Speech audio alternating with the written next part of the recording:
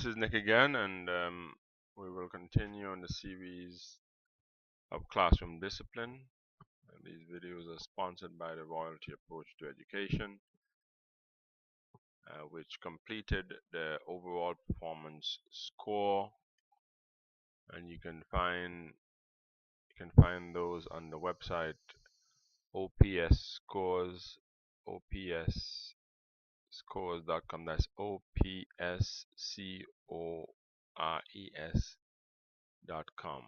And parents and students can go there and calculate the overall performance. My writings can also be seen on thebookpatch.com and on payteachers.com.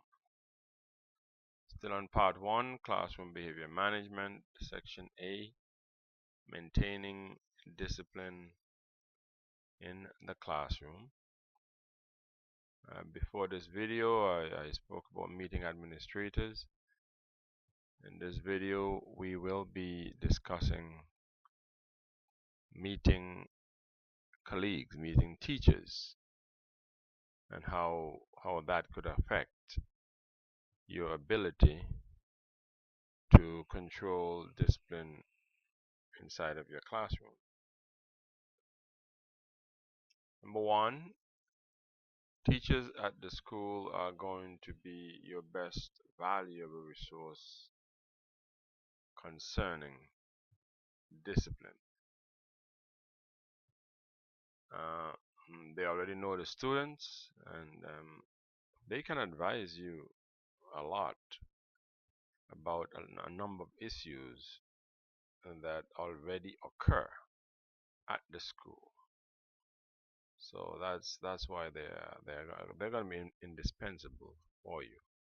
So if you get a chance to meet them even before you get to the beginning of the school year, that would be great. Number 2, listen to all the teachers that are willing to provide information about controlling students' behavior. Now, the reality is that there are many teachers that are not going to want to share information with you. So you've got to be very careful. And some of them will share information with you that you probably would not want to listen to. So you will need to exercise a certain level of wisdom in taking the advice from certain teachers. Number 3, and I must say that some teachers will disagree with what I'm about to say, but the teaching profession is not a very professionally sociable profession. Teachers actually like to lock themselves up in their classroom and do what they need to do. For whatever reason or reasons, that is what teachers typically do. There have been several attempts to dissuade teachers from doing this by having them work in groups and work together and so on. But the natural tendency for teachers is really to lock themselves up in a classroom and do what they do.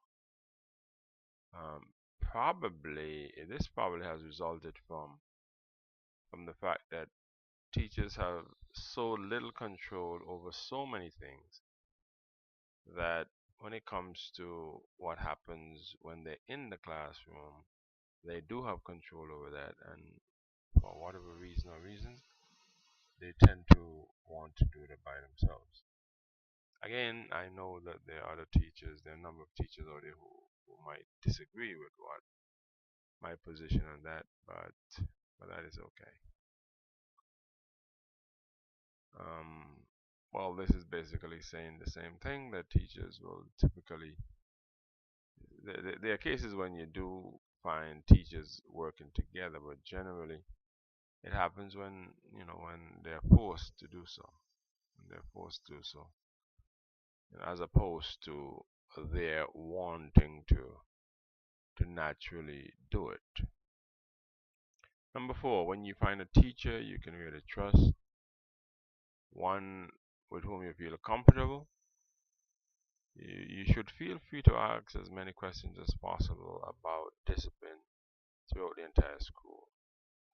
This could be very helpful, but you've got to make sure that it's somebody that you can trust. You could also ask about specific problems. Ask about the procedures and the policies for dealing with disruptive children. What steps are involved from the classroom to the administration to the parents. Um, if you find an experienced teacher, you know, she could tell you about some shortcuts sometimes. So sometimes it takes you a while to learn some of the legitimate shortcuts that you can take. But if you are lucky and you find a teacher that you can trust, you can learn some of those very um, cost cutting or time cutting legitimate, and I do emphasize legitimate because you don't want to be taking shortcuts that will cause you problems in the future. So you want to make sure that those shortcuts, if you do take them, are legitimate, are allowed within the system. You could also ask about the upper and the lower limits.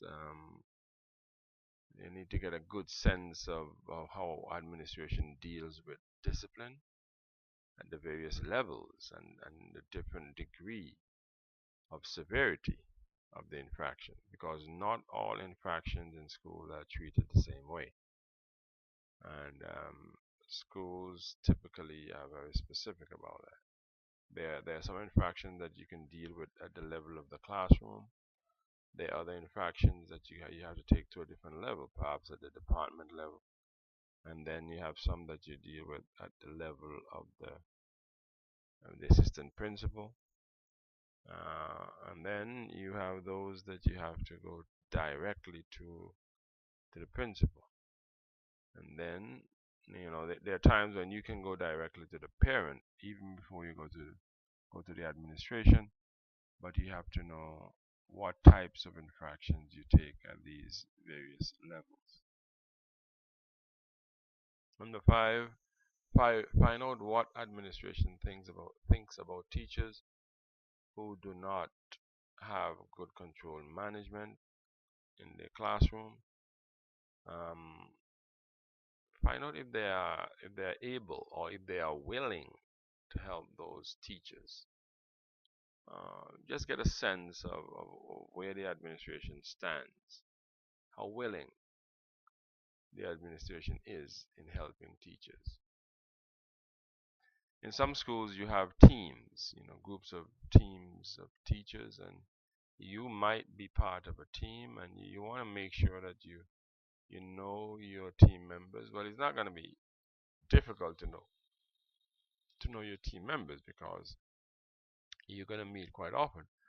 But when I say know, I'm really referring to knowing them in such a way that you can ask them and question them about disciplinary issues. Number seven, you want to find out whether the administration really wants you to write referrals. Of course, referrals are these things that are written up when there is, classroom disruption that we reach to the point where it has to go beyond the classroom. You have to be very, very careful here because the administration would encourage you to write referrals, but at the same time, you have to know how many to write and how often you can write. Because if you write too many, then the administration is going to think that you really don't know what you're doing, or you're not in control, of your classes.